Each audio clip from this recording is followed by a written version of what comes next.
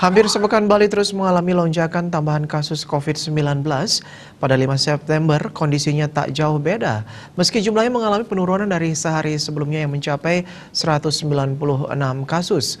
Data yang dirilis Gugus Tugas Percepatan Penanganan COVID-19 Bali menyebutkan jumlah tambahan kasus hari ini 165 orang dilaporkan terjangkit COVID-19.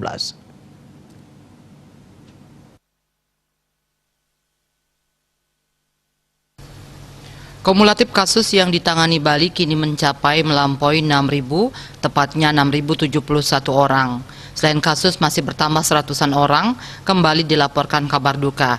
Di hari ke-12 berturut-turut mencatatkan tambahan korban jiwa akibat COVID-19, Bali melaporkan sebanyak 10 orang meninggal. Ini merupakan rekor baru setelah sehari sebelumnya, Bali juga mencatatkan rekor kematian dengan jumlah 9 orang. Rinciannya ada 3 kabupaten yang melaporkan masing-masing tambahan 2 korban jiwa, yaitu Badung, Bangli, dan Buleleng. Kemudian ada 4 kabupaten yang korban jiwanya bertambah 1 orang, yakni Tabanan, Denpasar, Gianyar, dan Jembrane. Kumulatif kasus meninggal 98 orang atau 1,61%.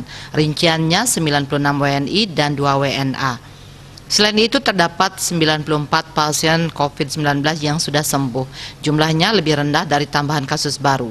Total kasus sembuh kini mencapai 4.927 orang atau 81,16%. Kasus aktif sebanyak 1.046 orang atau 17,23%. Mereka dirawat di 17 rumah sakit dan dikarantina di Bapelkesmas, UPT Nyedah, Wisma Bima, Hotel Ibis, Hotel Grand Mega, dan BPK Pering.